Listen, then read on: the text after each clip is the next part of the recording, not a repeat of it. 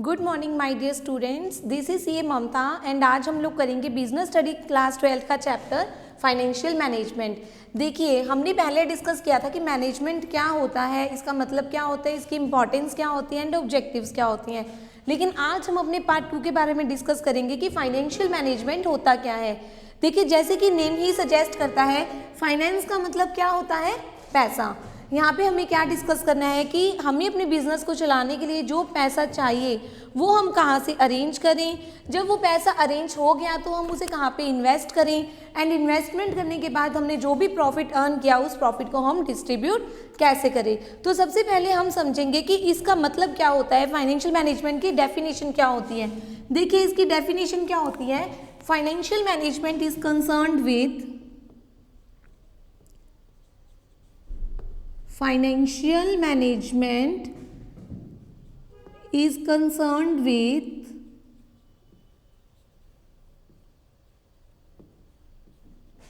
optimum procurement of funds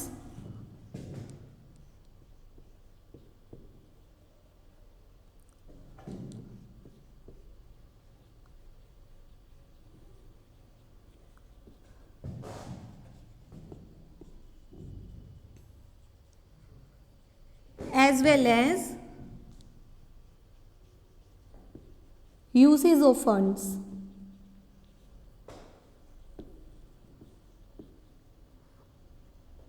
देखिए, ये हमें क्या बताती है डेफिनेशन कि फाइनेंशियल मैनेजमेंट का मेन कंसर्न क्या होता है कि हम अपने फंड्स का ऑप्टिमम प्रोक्योरमेंट कैसे करें।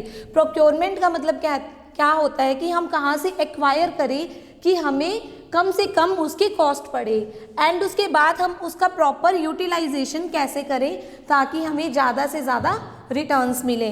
तो देखिए, यानी फाइनेंशियल मैनेजमेंट का मेन कंसर्न क्या हुआ कि सबसे पहले आपको अपने फंड्स जो एक्वायर करने हैं वो कम से कम कॉस्ट पे आपको एक्वायर हों, और जब एक्वायर हो जाएं तो आप उसे इस तरीके से यूटिलाइज करो कि आपको ज़्यादा से ज़्यादा उसमें रिटर्न्स मिले। ठीक है, तो देखिए यहाँ पे हमारे पास 3 मेन फैक्टर्स निकल के आए। First one is how much fund is required,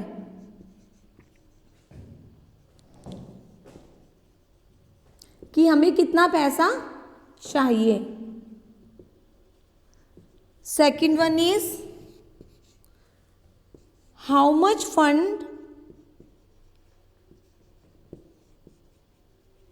can be obtained from different sources, obtained from different sources। Third one is how much profits will be distributed।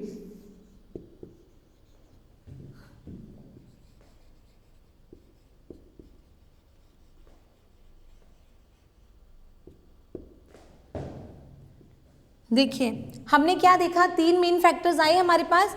सबसे पहले हमें ये डिसाइड करना है कि हमें कितने फंड की रिक्वायरमेंट है, कि हमें अपने बिजनेस में इन्वेस्टमेंट करने के लिए कितना पैसा चाहिए। देखिए, हमें इन्वेस्टमेंट करना कहाँ पे होता है, या तो फिक्स्ड एसेट्स के अंदर या कैपिटल एसेट्स के अंदर। तो सबसे पहले आपको ये जानना होगा कि आपको कितने फंड की रिक्वायरमेंट है।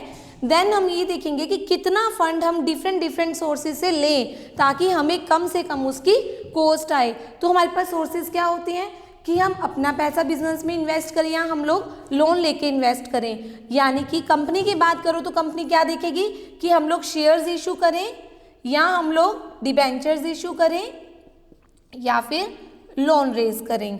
ठीक है, और जब आपने प्रॉफिट अर्न कर, जब आपके पास पैसा भी आ गया, आपने इन्वेस्ट भी कर दिया, अब आपका मेन कंसर्न क्या होगा, जो भी आपने प्रॉफिट कमाया उसको आप सारे का सारा शेयर होल्डर्स में डिस्ट्रीब्यूट कर दोगे या कुछ अपने लिए बचा के भी रखना है। देखिए फ्रेंड्स, हम सारे का सारा प्रॉफिट्स कभी भी डिस्ट्रीब्यूट नहीं कर सकते अगर कंपनी की बात करेंगे, क्योंकि हमें अपने फ्यूचर में अपनी कंपनी को चलाने के लिए भी फंड्स की रिक्वायरमेंट होगी।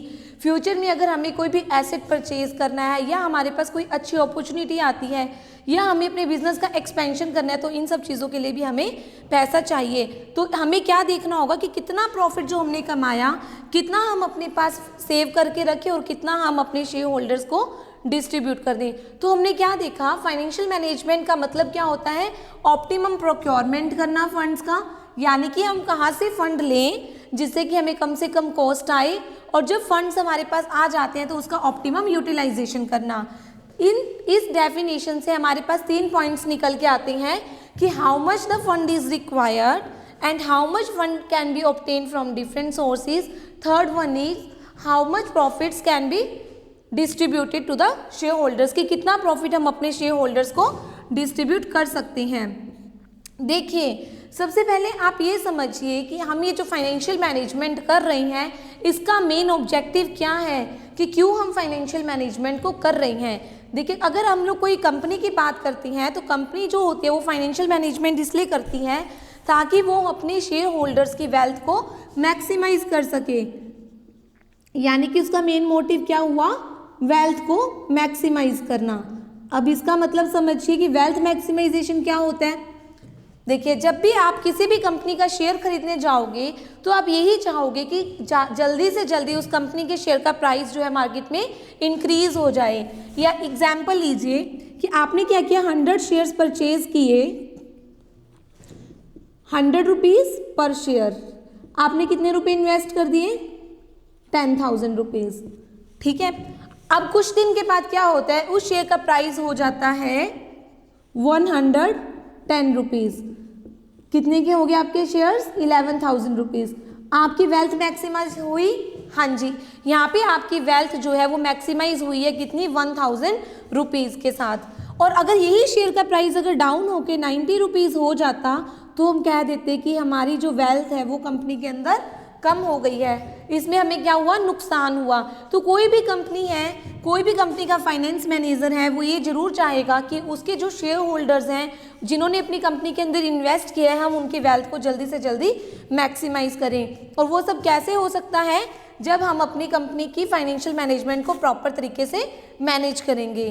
ठीक है, अब हमने क्या देखा कि हमारे पास जो है ये 3 फैक्टर्स निकल के आए, इसी से हमारे यहाँ पे 3 डिसीजंस बनेंगे।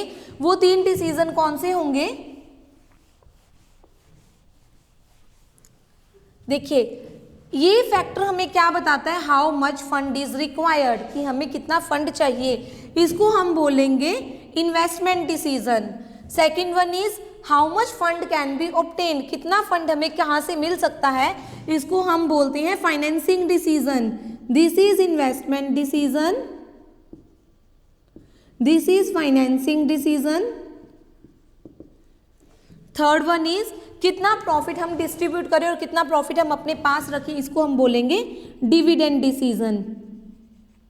तो यहाँ पे इस चैप्टर में हमें बेसिकली 3 डिसीजंस हैं, उनको हमें डिस्कस करना है, investment decision, financing decision and dividend decision.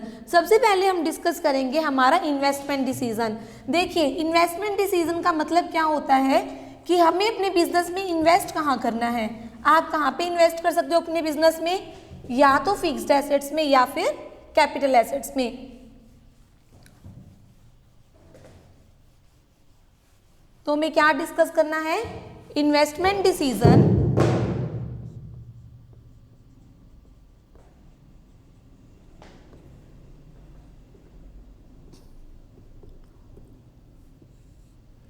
इस डिसीजन में हमें 2 पॉइंट्स देखने हैं कि हम कहाँ पे इन्वेस्ट करें, दैट इज हम लोग फिक्स्ड एसेट्स में इन्वेस्ट करें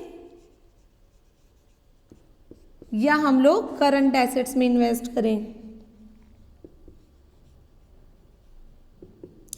यहाँ पे हम लोग क्या देखते हैं कि फिक्स एसेट्स में जो हमें इन्वेस्ट करना है मनी, यानी कि हम कितनी प्लांट एंड मशीनरी में इन्वेस्ट करें, कितना हम लोग लैंड एंड बिल्डिंग में इन्वेस्ट करें, कितनी हम लोग लॉन्ग टर्म एसेट्स के अंदर अपनी इन्वेस्टमेंट को करें ताकि हम ज़्यादा से ज़्यादा प्रॉफिट को कमा सकें। और करंट एसेट्स का मतलब क्या होता है, कितना हमारे पास कैश मेंटेन होना चाहिए, कितना पैसा हमारे स्टॉक में होना चाहिए, कितने के हमारे पास डेटर्स होने चाहिए। सबसे पहले हम डिस्कस करते हैं फिक्स्ड एसेट्स को।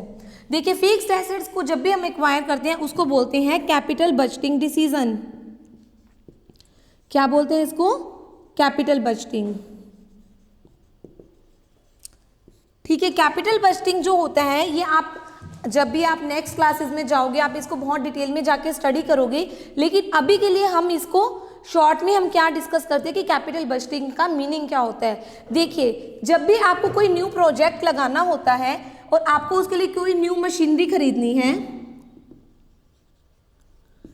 तो आप क्या क्या देखोगे उस बात के अंदर कि जो न्यू मशीनरी खरीदनी है उसके लिए हमें कितनी कॉस्ट आएगी। सबसे पहले हम मार्केट में जितने भी ऑल्टरनेट्स अवेलेबल होंगे हमारे पास, हम उनको स्टडी करेंगे कि ऐसा कौन सा ऑल्टरनेट है जिससे कि हमें कम से कम कॉस्ट के ऊपर हम मशीनरी को एक्वायर कर सकते हैं। और जब मशीनरी एक्वायर कर ली तो आप ये देखोगे कि हमें उसके लिए क्या क्या टेक्निक्स चाहिए, क्या क्या हमें उसके लिए लेबर चाहिए एंड सो ऑन। इसे बोलते हैं हम capital budgeting decision. Capital budgeting में आप ये देखते हो कि एक नंबर ऑफ ईयर्स के अंदर उस प्रोजेक्ट को लगाने से कितनी आपको इनकम आएगी और कितना आपको उसके अंदर इन्वेस्टमेंट करना पड़ेगा। ठीक है, और करंट इसके लिए हम देखते हैं कि कौन कौन से इसके लिए कुछ एक फैक्टर्स होते हैं जो कि हमें ध्यान में रखने पड़ते हैं, जो हमारे इस कैपिटल बजटिंग के डिसीजन को अफेक्ट करते हैं। वो फैक्टर्स कौन से होते हैं? First one is cash flow of the project.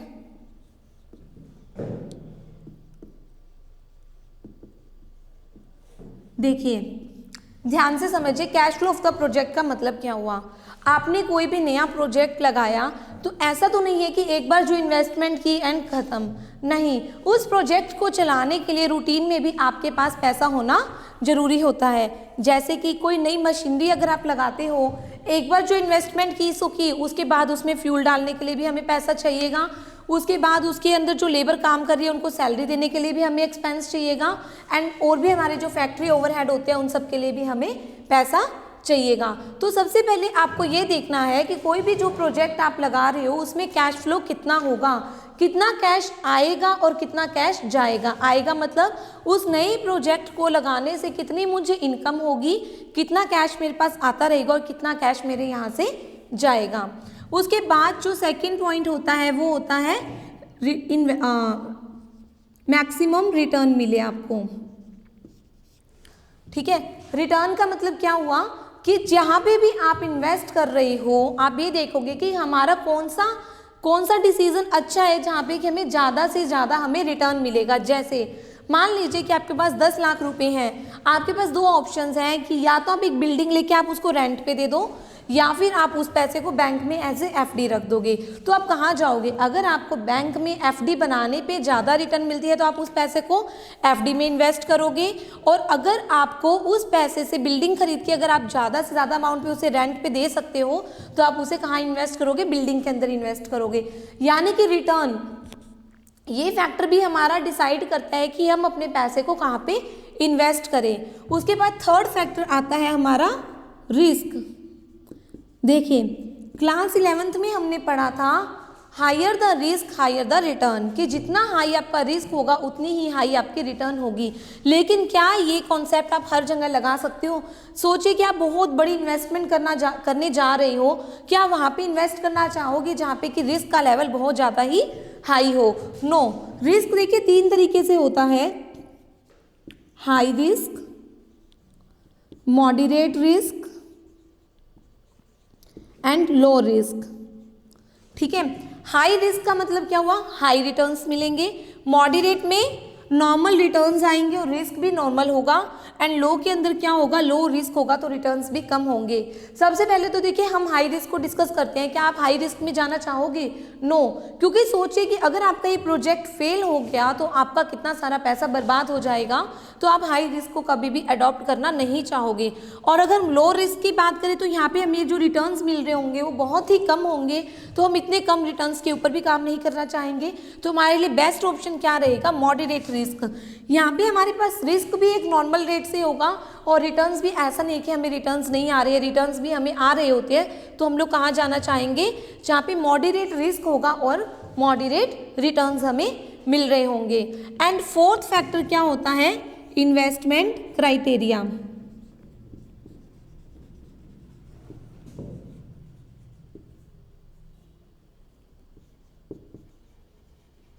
देखिए, आपने ये भी देख लिया कि कैश फ्लो कितना आ रहा है प्रोजेक्ट में, कितना कैश आएगा, कितना कैश जाएगा, कहाँ पे आपको ज़्यादा रिटर्न्स मिलेंगे और कहाँ पे आपका रिस्क कम होगा। उसके बाद हमें देखना होता है फर्दर इन्वेस्टमेंट क्राइटेरियाज। जैसे कि आप कह सकते हो कि अगर आप कोई भी नया प्रोजेक्ट लेने जा रहे हो, लगाने जा रहे हो, आप क्या देखोगे, उसके लिए जो टेक्निक चाहिए क्या वो टेक्निक हमारे पास अवेलेबल है, उसके लिए जो लेबर चाहिए क्या वो लेबर हमारे पास अवेलेबल है, उसके लिए जितना पैसा चाहिए क्या उतना पैसा हमारे पास अवेलेबल है। एंड जो भी सिचुएशंस के अकॉर्डिंग फैक्टर्स होंगे वो सब हमें एनालाइज करने पड़ेंगे इन्वेस्टमेंट करने से पहले। तो देखिए इसमें मेनली हमने 4 फैक्टर्स देखे जो हमारे कैपिटल बस्टिंग डिसीजन को अफेक्ट करते हैं। वो 4 फैक्टर क्या होते हैं, cash flow, return on investment, risk and investment criteria. ठीक है, कैश फ्लो जितना अच्छा होगा, जहाँ पे ज़्यादा आपको कैश फ्लो आएगा वहाँ पे इन्वेस्ट करोगे, जहाँ पे रिटर्न्स ज़्यादा होंगे आप वहाँ इन्वेस्ट करोगे, जहाँ पे रिस्क मॉडरेट होगा वहाँ पे आप इन्वेस्ट करोगे, और बाकी इन्वेस्टमेंट के क्राइटेरियाज को एनालाइज करके ही आप अपना इन्वेस्टमेंट डिसीजन फाइनल करोगे। उसके बाद होता है करंट एसेट्स। देखिए करंट एसेट का जो डिसीजन होता है उसके लिए हम बोलते हैं उसको वर्किंग कैपिटल डिसीजन।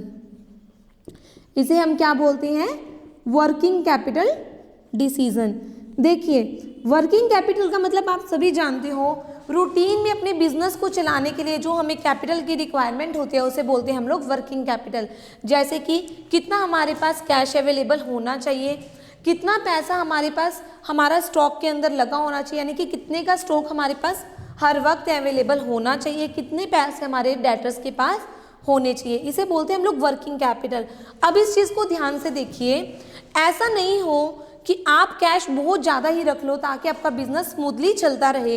अगर आपका कैश एक्सेस में भी होगा तो उससे हमें क्या नुकसान होगा कि हमारा कैश जो है, जब हमारे पास ज़रूरत से भी ज़्यादा अगर कैश पड़ा है तो उसकी कॉस्ट भी तो हमें पड़ रही है ज़्यादा, उसकी वजह से हमारी कॉस्ट हाई हो जाएगी, क्योंकि हमें जितने कैश की ज़रूरत नहीं है अगर हम उससे भी ज़्यादा कैश अपने पास रख रहे हैं तो वो भी हमारे बिजनेस के लिए नुकसान की बात है, क्योंकि उसकी वजह से हमारी कॉस्ट हाई हो जाएगी। और अगर आप ज़रूरत से कम पैसे को रखते हो, ज़रूरत से कम कैश को रखते हो रूटीन में, तो आप अपने रूटीन के एक्सपेंसेस को पे नहीं कर पाओगे, आप अपने लोगों को सैलरी नहीं दे पाओगे, अपने स्टाफ को, और अगर आपके पास कोई भी अच्छी अपॉर्चुनिटी आती है तो आप उस अपॉर्चुनिटी को अवेल नहीं कर पाओगे। तो वर्किंग कैपिटल डिसीजन जो है वो हमें ये बताता है कि रूटीन में अपने बिजनेस को चलाने के लिए कितना कैश हमारे पास अवेलेबल होना चाहिए। वो कैश ना ही तो लिमिट से ज़्यादा हो और ना ही लिमिट से कम हो, क्योंकि ज़्यादा या कम दोनों ही होना बिजनेस के लिए नुकसानदायक होता है। तो यहाँ पे हमने क्या देखा, इन्वेस्टमेंट डिसीजन के अंदर बेसिकली हमें 2 डिसीजंस देखने होते हैं, capital budgeting decision and working capital decision. Capital budgeting decision को ये 4 फैक्टर होते हैं जो अफेक्ट करती हैं। इन चारों फैक्टर्स को ध्यान में रखते हुए आपको अपनी फिक्स्ड एसेट्स के अंदर इन्वेस्ट करना होता है। एंड करंट एसेट्स में हमें ये देखना होता है रूटीन नेचर में बिजनेस को चलाने के लिए कितने पैसे की हमें ज़रूरत है और कितना पैसा हमारे पास होना चाहिए। उसके बाद अब हम स्टडी करेंगे हमारा सेकंड डिसीजन जो कि होता है फाइनेंसिंग डिसीजन। देखिए फाइनेंसिंग डिसीजन हमें ये बताता है कि अब हमने ये तो देख लिया कि हमें कहाँ पे इन्वेस्ट करना है और इन्वेस्ट करने के लिए हमें कितना पैसा चाहिए। वो पैसा देखो आएगा कहाँ से, हमारे फाइनेंसिंग डिसीजन हमें बताएंगे कि कहाँ से हम पैसे को अरेंज करें ताकि हमें कम से कम कॉस्ट पे, कम से कम रिस्क पे जो है मनी अरेंज हो जाए। देखिए जो ये फाइनेंसिंग डिसीजन होता है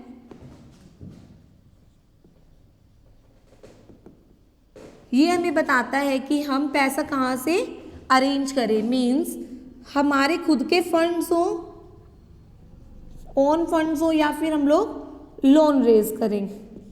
देखिए ओन फंड्स कहाँ से आ सकते हैं, शेयर कैपिटल से, यानी कि इक्विटी शेयर कैपिटल रेज करके या प्रेफरेंस शेयर कैपिटल रेज करके। और जो लोन्स होते हैं वो कैसे हो सकते हैं, डिबेंचर्स इशू करके या कोई भी लॉन्ग टर्म लोन लेकर। यहाँ पे हम क्या देखेंगे कि जो भी पैसा हमें अरेंज करना है, सबसे पहले तो आप ये देखिए कि वो जो आप अरेंज करने जा रहे हो वो आपको ओन फंड से अरेंज करना है या फिर लोन लेकर करना है। ओन फंड्स का मतलब होता है equity share capital, preference share capital. यहाँ पे आप एक और चीज़ भी कह सकते हो अपनी रिटेन्ड अर्निंग, जो हमारे पास हमारे रिजर्व एंड सरप्लस पड़े हैं वहाँ से आपको उन्हें आप यूटिलाइज कर सकते हो।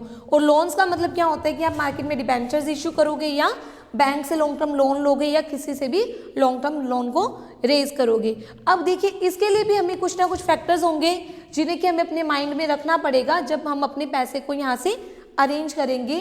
अब ये फैक्टर्स कौन से होते हैं, देखिए सबसे पहला जो फैक्टर होता है वो होता है कॉस्ट ऑफ फाइनेंस।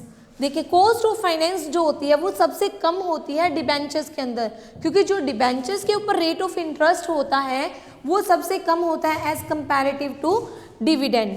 जो डिविडेंड हमें देना पड़ता है वो हायर रेट पे देना पड़ता है, लेकिन जो डिबेंचर्स हम इशू करते हैं वो कंपैरेटिवली हम लोग लो रेट के ऊपर इशू कर सकते हैं। तो सबसे पहले हमें क्या देखना होगा कि हमें जो होता है कि कॉस्ट कहाँ पे कम से कम आएगी। और कॉस्ट का मतलब क्या हुआ कि अगर आपको लगता है कि आपको डिविडेंड कम देना पड़ेगा तो आप शेयर इशू कीजिए, और अगर रेट ऑफ इंटरेस्ट कम है तो आप क्या इशू करोगे, डिबेंचर्स को इशू करोगे। यहाँ पे जो बेस्ट ऑप्शन रहेगा वैसे हमारे लिए वो रहेगा डिबेंचर्स, क्योंकि डिबेंचर्स के ऊपर जो रेट ऑफ इंटरेस्ट होता है वो कम होता है शेयर्स के कंपैरेटिवली। उसके बाद आप देखोगे रिस्क। आप वहां से पैसा अरेंज करना चाहोगे जहां से अरेंज करने पे आपको कम से कम रिस्क हो। अब देखिए रिस्क की क्या मतलब हुआ यहाँ पे, देखिए जब हम लोग डिबेंचर्स को इशू करते हैं तो वो हमारे लिए हाई रिस्क होता है। हाई रिस्क क्यों होता है, क्योंकि जो डिबेंचर्स होल्डर होते हैं उनके पास ये पावर होती है कि अगर हमने उनको टाइम पे इंटरेस्ट पे नहीं किया तो वो चाहे तो हमारी कंपनी को बंद करवा के भी अपना पैसा हमसे ले सकते हैं। लेकिन जो शेयर होल्डर्स होते हैं उनके पास ये राइट कभी भी नहीं होता। अगर आपकी कंपनी प्रॉफिट अर्न नहीं कर रही है और आप अपने शेयर होल्डर्स को डिविडेंड पे नहीं कर पा रहे हो तो उनके पास ये राइट नहीं है कि वो आपकी कंपनी को बंद करवा के अपने पैसे आपसे ले सके, नहीं। तो यहाँ पे हमारे पास हाई रिस्क कहाँ पे रहता है, डिबेंचर्स के अंदर। अगर आप डिबेंचर्स इशू करोगे तो वहाँ पे आपका रिस्क हाई रहेगा। तो अगर हम रिस्क की बात करें तो हमें कहाँ से पैसा अरेंज करना चाहिए, शेयर्स इशू करके, चाहे वो आप इक्विटी शेयर इशू करो चाहे आप वो प्रेफरेंस शेयर्स को इशू करो। थर्ड हमारा जो पॉइंट होता है वो होता है फ्लोटेशन कॉस्ट। देखिए फ्लोटेशन कॉस्ट का मतलब क्या होता है, कॉस्ट ऑफ इशू। चाहे आप डिबेंचर इशू करो चाहे आप शेयर्स इशू करो, जब भी आप इनको इशू करते हो तो भी आपकी कोई ना कोई कॉस्ट तो आएगी। आपको देखिए प्रोस्पेक्टस भी निकालना पड़ता है, आपको उसके लिए कुछ लीगल फॉर्मेलिटीज़ को भी पूरा करना पड़ता है। उन सबकी जो कॉस्ट रहती है उसी को हम क्या बोलते हैं, फ्लोटेशन कॉस्ट। अब सुनिए, अगर आपकी कंपनी के पास अपने रिजर्व एंड सरप्लस पड़े हैं और आपको पैसे की ज़रूरत है तो आप कहाँ पे जाओगे, आप अपनी रिटेन्ड अर्निंग को ही यूज़ करोगे, क्योंकि उसको यूज़ करने से आपकी कोई भी फ्लोटेशन कॉस्ट नहीं आएगी। तो यहाँ पे हमारे पास बेस्ट ऑप्शन क्या रहा कि अगर हमारे पास रिटेन्ड अर्निंग पड़ी है, अगर हमारे पास हमारे रिजर्व एंड सरप्लस पड़े हैं तो हम उनको यूटिलाइज करें और ताकि हम अपनी फ्लोटेशन कॉस्ट को बचा सकें। फोर्थ पॉइंट आता है हमारे पास कैश फ्लो पोजीशन।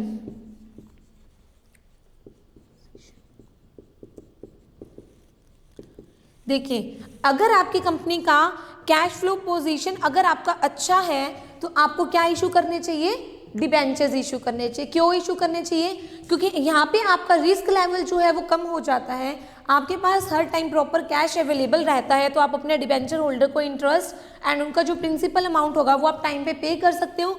तो इससे आपकी कॉस्ट क्या आएगी, कम से कम आएगी। तो हम आपको क्या यहाँ पे सजेस्ट करेंगे कि अगर आपकी कंपनी का कैश फ्लो का पोजीशन अगर अच्छा है तो आप कहाँ जाइए, आप डिबेंचर्स को इशू करिए। और अगर आपका कैश फ्लो पोजीशन अच्छा नहीं है, अगर आपके पास टाइम पे कैश अवेलेबल नहीं होता है तो आपको कहाँ जाना चाहिए, आपको शेयर्स इशू करने चाहिए। उसके बाद नेक्स्ट जो आता है हमारे पास वो होता है level of fixed operating cost. Level of fixed operating cost,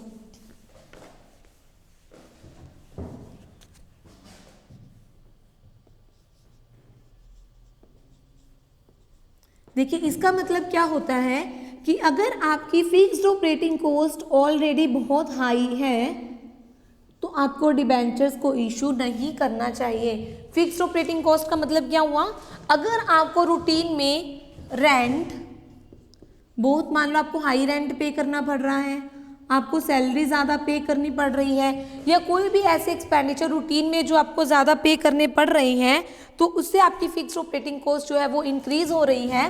तो इसमें क्या होगा, अगर आप डिबेंचर्स इशू कर दोगे तो फिर से आपके ऊपर एक और फिक्स बर्डन आ गया कि आपको उन्हें टाइम पे इंटरेस्ट देना ही पड़ेगा। तो यहाँ पे हम क्या प्रेफर करेंगे, यहाँ पे हम प्रेफर करेंगे कि हम लोग शेयर्स इशू करें, ना कि डिबेंचर्स, क्योंकि अगर आपने डिबेंचर्स इशू कर लिए तो कंपनी का जो फिक्स्ड ऑपरेटिंग कॉस्ट है वो और भी ज़्यादा हाई हो जाएगा एंड आपका जो रिस्क होगा वो इंक्रीज हो जाएगा। तो यहाँ पे हम आपको क्या सजेस्ट करेंगे कि आपको शेयर्स इशू करना चाहिए ताकि आपका फिक्स्ड ऑपरेटिंग कॉस्ट का बर्डन कम हो जाए। उसके बाद हम क्या देखेंगे, कंट्रोल कंसिडरेशन,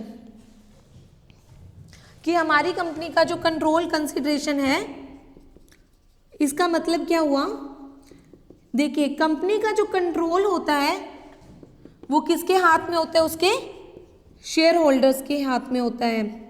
अगर अब आपने फर्दर शेयर इशू कर दिए तो इनका जो कंट्रोल होगा वो डाइल्यूट हो जाएगा बाकी शेयर होल्डर्स के हाथ में। अगर आपके कंपनी के शेयर होल्डर की ये पॉलिसी है कि हम अपना कंट्रोल, अपने वोटिंग राइट्स जो होते हैं वो हम किसी के साथ शेयर करना नहीं चाहते हैं, तो हम वो आपको क्या सजेस्ट करेंगे कि आप डिबेंचर्स इशू कीजिए ताकि हमारा कंट्रोलिंग राइट जो है वो किसी को भी डाइल्यूट ना हो। तो अगर कंट्रोल कंसिडरेशन की बात करें, अगर आपके शेयर होल्डर्स ये चाहते हैं कि वो अपने वोटिंग राइट्स को, अपने कंट्रोल कंसिडरेशन को किसी के साथ भी शेयर नहीं करना चाहते, तो आप शेयर कैपिटल इशू ना करके क्या इशू करोगे, डिबेंचर्स इशू करोगे। इससे आपका फंड भी आपको अरेंज हो जाएगा और उनकी जो वोटिंग राइट्स होते हैं वो भी उनके पास उतने ही रहेंगे। उसके बाद आता है state of capital market, state of capital market. देखिए ये क्या होता है कि कैपिटल मार्केट, अगर देखिए दो सिचुएशंस होती हैं। एक वो सिचुएशन होती है जब हमारी जो इंडस्ट्री है वो ग्रो कर रही होती है, जिससे कि हमारी कैपिटल मार्केट जो है वो अच्छी चल रही है, इसको बोलते हैं बुलिश। बुलिश मीन्स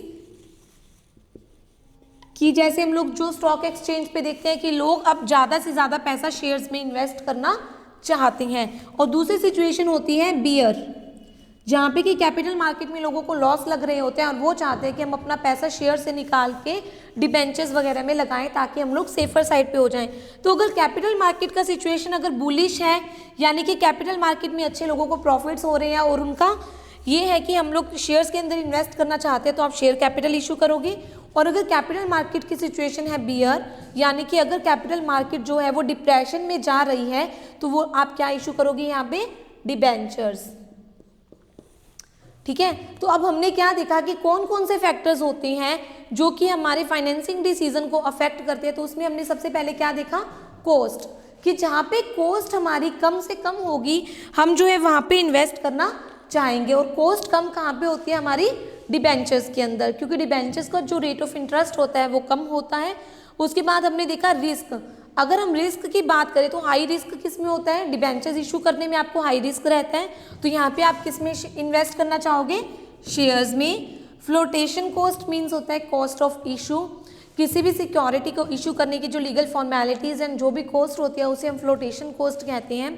तो अगर आपकी फ्लोटेशन कॉस्ट अगर आप बचाना चाहते हो तो बेटर ऑप्शन आपके लिए क्या रहेगा, जो भी आपकी कंपनी के अंदर आपके रिटेन्ड अर्निंग्स पड़े हैं, जो भी आपके रिजर्व एंड सरप्लस पड़े हैं, आप उनको यूटिलाइज कीजिए। उसके बाद कैश फ्लो पोजीशन, अगर आप कैश फ्लो पोजीशन अगर आपकी गुड है, अच्छी है, तो आप क्या इशू करिए, डिबेंचर्स, क्योंकि आप अपने डिबेंचर होल्डर्स को टाइम पे इंटरेस्ट पे कर पाओगे, जिससे कि आपकी कॉस्ट कम से कम आएगी।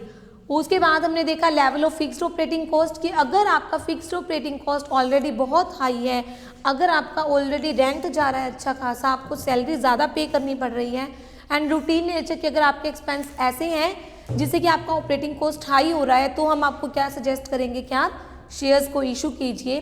क्योंकि यहाँ पे अगर आपने डिबेंचर्स इशू कर लिया तो आप एक रिस्की सिचुएशन के अंदर पहुँच जाओगे, क्योंकि आपको डिबेंचर होल्डर्स को फिर टाइम पे इंटरेस्ट देना पड़ेगा, उससे आपका फिक्स्ड ऑपरेटिंग कॉस्ट का बर्डन जो है वो और भी ज़्यादा इंक्रीज हो जाएगा। उसके बाद आता है हमारा कंट्रोल कंसिडरेशन, ये किससे रिलेटेड होता है, हमारे शेयर होल्डर से, क्योंकि हमारे शेयर होल्डर्स के पास जो होते हैं वोटिंग राइट्स होते हैं। अगर वो चाहते हैं कि हमारे वोटिंग राइट्स किसी और के पास डाइल्यूट ना हो, तो हम क्या इशू करेंगे, डिबेंचर्स। उसके बाद आता है कैपिटल मार्केट स्टेट। अगर कैपिटल मार्केट में बुलिश स्टेज चल रही है, बुलिश मीन्स कि लोग ज़्यादा से ज़्यादा शेयर कैपिटल में इन्वेस्ट करना चाहते हैं, तो आप शेयर्स इशू कीजिए। और अगर आपकी कैपिटल मार्केट अगर आपकी डिप्रेशन में जा रही है तो आप क्या इशू करोगे, डिबेंचर्स इशू करोगे। तो अभी तक हमने अपने 2 डिसीजंस के बारे में डिस्कस किया। First one is investment decision and second one is financing decision. अगर आपको कोई भी डाउट हो तो आप हमें कमेंट बॉक्स में लिख के बता सकते हो, ताकि हम उस डाउट को अपनी नेक्स्ट क्लास में दूर कर सकें। उसके बाद अब हम स्टडी करेंगे हमारा next decision, that is dividend decision.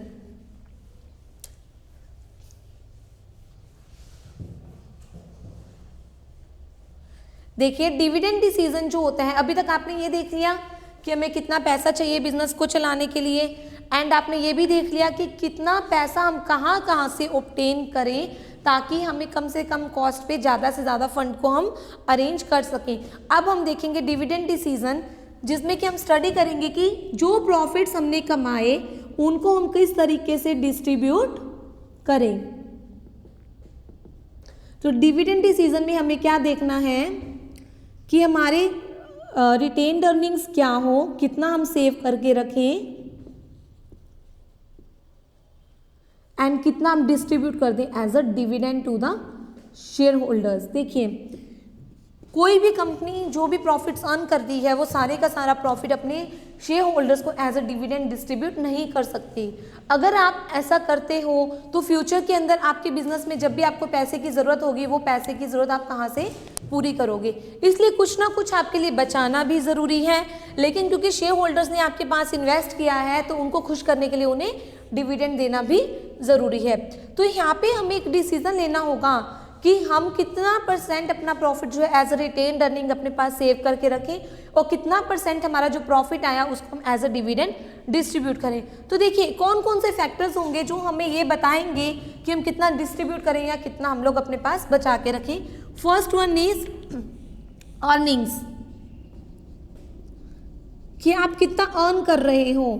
देखिए ऑब्वियस ही बात है कि अगर कोई भी कंपनी अच्छा अर्न कर रही है, अच्छा खासा अगर वो प्रॉफिट कमा रही है तो वो अपने शेयर होल्डर्स को ज़्यादा डिविडेंड देगी, एंड वाइस वर्सा अगर आप कम प्रॉफिट अर्न कर रहे हो तो आप कम डिविडेंड डिक्लेयर करोगे। उसके बाद आता है स्टेबिलिटी ऑफ डिविडेंड।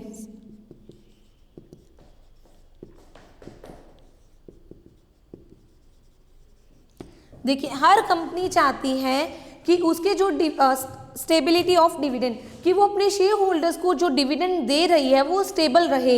यानी कि ऐसा ना हो कि आपका डिविडेंड इस साल हो गया मान लीजिए 10%, नेक्स्ट ईयर वो जा रहा है 8%, नहीं, इससे आपकी कंपनी की जो इमेज होगी वो डाउन हो जाएगी। आपकी कोशिश क्या रहे कि अगर इस साल 10% है तो अगले साल हम कम से कम 10% डिविडेंड तो डिक्लेयर करें ही करें, या फिर इससे ज़्यादा करें।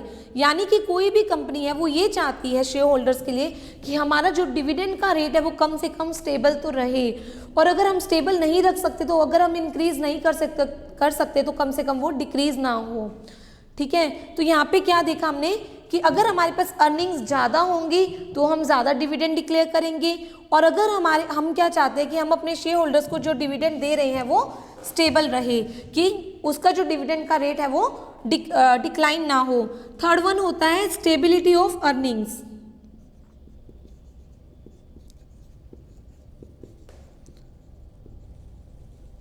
देखिए अगर आपकी कंपनी जो प्रॉफिट्स अर्न कर रही है वो क्या है, स्टेबल है, यानी कि आपको हर साल अच्छे प्रॉफिट्स होते हैं, तो ऑब्वियस ही बात है कि आप हर साल जो होता है एक अच्छा रेट ऑफ डिविडेंड जो होगा अपने शेयर होल्डर्स को डिक्लेयर कर सकते हो।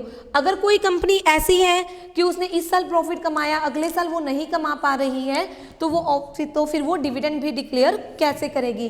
तो आपकी स्टेबिलिटी ऑफ अर्निंग भी इस बात को ध्यान में रख के होती है, यानी कि आप जो डिविडेंड डिक्लेयर करते हो वो स्टेबिलिटी ऑफ अर्निंग को ध्यान में रख के डिविडेंड को डिक्लेयर करते हो। उसके बाद जो आता है हमारा फोर्थ पॉइंट आता है ग्रोथ अपॉर्चुनिटीज, कि आपकी ग्रोथ अपॉर्चुनिटीज क्या हैं।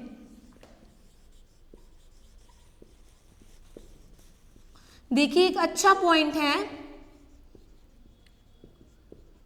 अगर मान लीजिए कि आपकी कंपनी के पास एक अच्छी ग्रोथ अपॉर्चुनिटी है, यानी उन्हें ऐसा लगता है कि अगर ये फंड्स अगर हम फर्दर किसी बिजनेस में या कहीं पे भी इन्वेस्ट करेंगे तो हम ज़्यादा प्रॉफिट कमा सकते हैं। तो कंपनी को क्या करना चाहिए, कम से कम डिविडेंड डिक्लेयर करना चाहिए और ज़्यादा से ज़्यादा रिटेन्ड अर्निंग्स रखने चाहिए, क्योंकि वो आपके पास एक अच्छी अपॉर्चुनिटी अवेलेबल है। अगर आप उस अपॉर्चुनिटी में इन्वेस्ट करोगे तो उससे भी क्या होगा, आपके शेयर होल्डर्स का जो प्राइस होगा, जो शेयर्स का प्राइस होगा वही इंक्रीज होगा, उनकी वेल्थ मैक्सिमाइज होगी। तो अगर कंपनी के पास अच्छी ग्रोथ अपॉर्चुनिटीज़ होती हैं तो उसे डिविडेंड कम डिक्लेयर करके ज़्यादा पैसा क्या करना चाहिए, उस अपॉर्चुनिटी के अंदर इन्वेस्ट करना चाहिए। उसके बाद क्या देखा हमने, कैश फ्लो पोजीशन।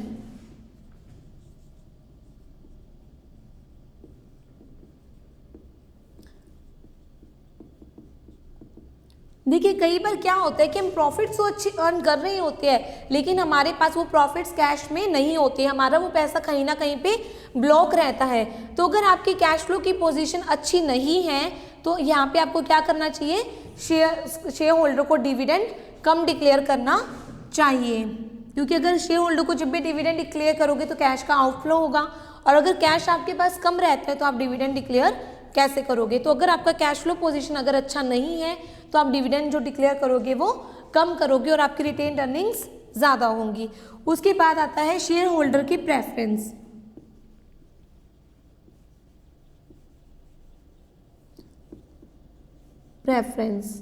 देखिए जो शेयर होल्डर्स होते हैं वो दो तरीके की उनकी प्रेफरेंस होती है। एक शेयर होल्डर तो ऐसा होता है जो चाहता है कि मुझे रूटीन में इनकम आती रहे, अगर मैंने शेयर्स में इन्वेस्ट किया है तो मुझे हर साल डिविडेंड मिलना चाहिए। लेकिन कुछ शेयर होल्डर्स ऐसे होते हैं जो कहते हैं कि आप हमें डिविडेंड मत दो लेकिन आपकी कंपनी इस तरीके से ग्रो करे कि मेरे शेयर का प्राइस इंक्रीज हो जाए नियर फ्यूचर में। तो अगर देखिए आपकी कंपनी के जो शेयर होल्डर है अगर उनकी प्रेफरेंस इस तरीके की है कि हमें एक रेगुलर इनकम आए तो आपको डिविडेंड डिक्लेयर करना पड़ेगा, और अगर आपके शेयर होल्डर का नेचर इस तरीके से है कि वो चाहते कि डिविडेंड चाहिए हमें कम डिक्लेयर करो लेकिन हमारे शेयर का प्राइस जो है वो इंक्रीज हो जाए, तो आप क्या करोगे, डिविडेंड कम डिक्लेयर करके उसे अपनी कंपनी में ही री इन्वेस्ट करोगे। उसके बाद आता है टैक्सेशन पॉलिसी। देखिए जब भी आप डिविडेंड डिक्लेयर जो करते हो उसके ऊपर एक टैक्स लगता है, उसे बोलते हैं डिविडेंड डिस्ट्रीब्यूशन टैक्स।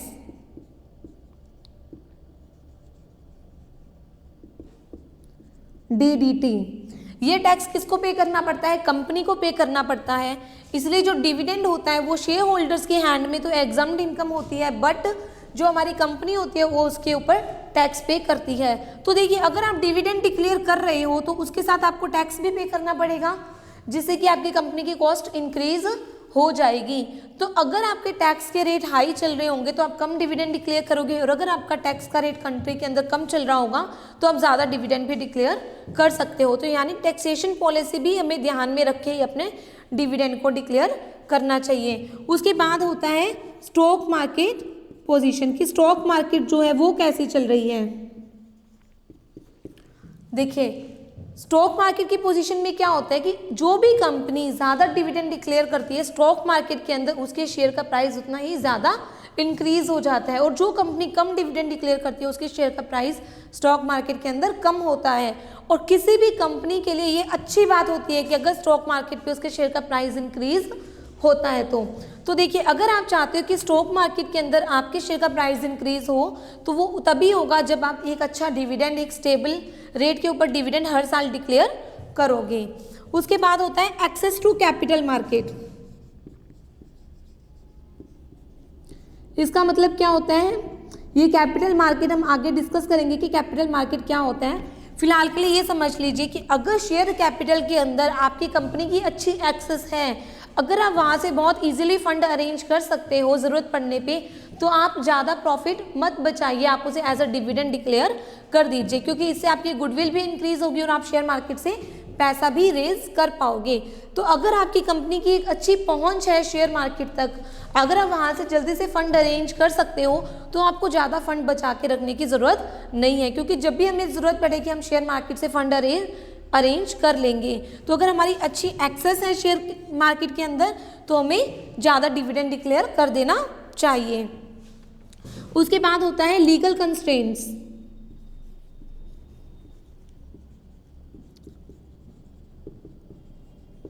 देखिए ये क्या होता है, लीगल कंस्ट्रेंट का क्या मतलब होता है, कंपनी जब भी कोई डिविडेंड डिक्लेयर करेगी तो उसे एज पर कंपनीज एक्ट ही डिक्लेयर करना पड़ेगा। तो कंपनी एक्ट का जो आर्टिकल 205 जो होता है हमारे पास फाइनेंस एक्ट का, वो हमें क्या बताता है कि कोई भी कंपनी जो डिविडेंड डिक्लेयर करेगी वो पेड अप शेयर कैपिटल में से डिक्लेयर नहीं कर सकती है। उसे वो डिविडेंड कहाँ से डिक्लेयर करना पड़ेगा, या तो करंट ईयर जो उसने प्रॉफिट कमाया वो, या जो उसके पास रिटेन्ड अर्निंग्स पड़ी हैं वो।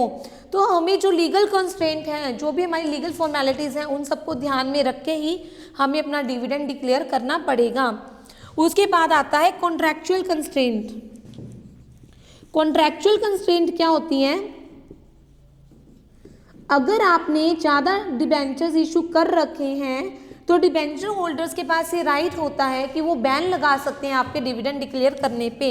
यानी कि अगर कोई कंपनी ऐसी है जहाँ पे कि डिबेंचर्स का रेशो ज़्यादा है एज कंपैरेटिव टू शेयर्स, तो वहाँ पे डिबेंचर होल्डर क्या कर सकते हैं, उनके पास एक राइट होता है कि अगर आपकी कंपनी लॉस में जा रही है या ज़्यादा अच्छा काम नहीं कर रही है और आप डिबेंचर होल्डर को टाइम पे इंटरेस्ट और उनके प्रिंसिपल की पेमेंट नहीं कर रहे हो, तो वो चाहें तो बैन लगा सकते हैं डिविडेंड डिक्लेयर करने पे। तो आपको जो होगा इन सब चीज़ों को ध्यान में रख के ही अपना डिविडेंड डिक्लेयर करना पड़ेगा। तो यहाँ पे हमने क्या देखा कि डिविडेंड डिसीजन का मतलब क्या होता है कि कितना पैसा हम अपने पास बचा के रखें और कितना पैसा हम एज अ डिविडेंड डिक्लेयर कर दें। इसके लिए हमें कुछ फैक्टर्स को ध्यान में रखना होता है। First one is earnings. Earnings के ऊपर हमारा डिपेंड करता है, ज़्यादा अर्निंग्स होगी तो हम ज़्यादा डिविडेंड डिक्लेयर करेंगे और अगर कम अर्निंग्स होगी तो हम कम डिविडेंड डिक्लेयर करेंगे। Second one is stability of dividend. Her company ये चाहती है कि वो एक स्टेबल रेट के ऊपर हर साल डिविडेंड डिक्लेयर करेगी, यानी कि उसका जो डिविडेंड का रेट है वो कम से कम डाउन तो ना ही जाए, वो या तो इतना रहे या इससे अप जाए। Third point is stability of earnings. अगर आप हर साल अच्छा प्रॉफिट अर्न कर रहे हो तो आप हर साल अच्छे डिविडेंड डिक्लेयर करोगे। ग्रोथ अपॉर्चुनिटीज़, अगर आपकी कंपनी के पास अच्छे ग्रोथ अपॉर्चुनिटीज़ हैं तो कंपनी चाहेगी कि डिविडेंड डिक्लेयर हम कम करें और उस पैसे को हम अपने बिजनेस में री इन्वेस्ट करें। इससे क्या होगा, आपके शेयर होल्डर्स की वेल्थ मैक्सिमाइज होगी, उनके शेयर का प्राइस जो है वो इंक्रीज हो जाएगा। कैश फ्लो पोजीशन, अगर आपके कैश फ्लो पोजीशंस अच्छी हैं, अगर आपके पास अच्छा खासा कैश फ्लो रहता है तो आप डिविडेंड डिक्लेयर ज़्यादा कर सकते हो। शेयर होल्डर प्रेफरेंस, आपको ये देखना पड़ेगा कि आपके शेयर होल्डर्स क्या चाहते हैं। अगर वो चाहते हैं कि उन्हें टाइम पे डिविडेंड मिले, हर साल उनको डिविडेंड मिले, तो हमको डिविडेंड डिक्लेयर करना पड़ेगा। और अगर उनका ये नेचर है, उनकी ये पॉलिसी है कि नहीं आप डिविडेंड कम डिक्लेयर कर दीजिए लेकिन आपका बिजनेस ग्रो करे ताकि हमारे शेयर का प्राइस इंक्रीज हो जाए, तो आप डिविडेंड कम डिक्लेयर करके उसे एज अ रिटेन्ड अर्निंग रख सकते हो। Taxation policy, dividend distribution tax होता है जो डिविडेंड के ऊपर कंपनीज को पे करना होता है, तो अगर टैक्स का रेट हाई होगा तो आप कम डिविडेंड डिक्लेयर करोगे ताकि आपको कम से कम टैक्स पे करना पड़े। स्टॉक मार्केट, स्टॉक मार्केट का क्या रहता है कि अगर आप डिविडेंड ज़्यादा डिक्लेयर करते हो तो जो शेयर का प्राइस होगा वो इंक्रीज हो जाता है, और अगर आप कम डिक्लेयर करते हो तो शेयर का प्राइस जो होता है वो कम हो जाता है। तो स्टॉक मार्केट में अपनी अच्छी गुडविल को बनाने के लिए आपको ज़्यादा डिविडेंड डिक्लेयर करना चाहिए। एक्सेस टू कैपिटल मार्केट, अगर आपकी अच्छी खासी एक्सेस है कैपिटल मार्केट पे, अगर आप कैपिटल मार्केट से आराम से फंड अरेंज कर सकते हो तो आपको क्या करना चाहिए, अपने जो आपने प्रॉफिट्स कमाए उसे अपने शेयर होल्डर्स को आप डिस्ट्रीब्यूट कर दीजिए, क्योंकि जब भी आपको ज़रूरत पड़ेगी आपका पैसा आराम से अरेंज हो जाएगा। लीगल कंस्ट्रेंट कि आपको जो कंपनी एक्ट के अंदर जो जो भी चीज़ें लिखी हुई हैं डिविडेंड डिक्लेयर करने से पहले उन सारी बातों को ध्यान में रखना चाहिए, जो भी लीगल फॉर्मेलिटीज़ है उसको कंप्लीट करना चाहिए। यानी ये लीगल कंस्ट्रेंट कहता है कि हमें जो डिविडेंड डिक्लेयर करना चाहिए वो या तो करंट ईयर के प्रॉफिट से हो या हमारे जो रिजर्व एंड सरप्लस है हम उससे डिक्लेयर करें। और कॉन्ट्रैक्चुअल कंस्ट्रेंट क्या कहती है कि डिबेंचर होल्डर चाहें तो वो बैन लगा सकते हैं डिविडेंड डिक्लेयर करने पे अगर आप उनको टाइम पे इंटरेस्ट पेमेंट नहीं करते हो। तो अभी तक हमने क्या डिस्कस किया, हमने तीनों डिसीजंस डिस्कस किए, investment decision, then financing decision and then dividend decision. तो आई होप कि ये तीनों डिसीजन आप किसी भी बुक से रीड करोगे तो आपको कोई प्रॉब्लम आनी नहीं चाहिए। स्टिल अगर आपको कोई भी प्रॉब्लम हो तो आप वो हमसे डिस्कस कर सकते हो, कमेंट बॉक्स में मैसेज उसका डाल सकते हो। तो आज के लिए बस इतना ही, थैंक यू सो मच। बाकी टॉपिक्स हम अपनी नेक्स्ट क्लास में कवर अप करेंगे। Thank you.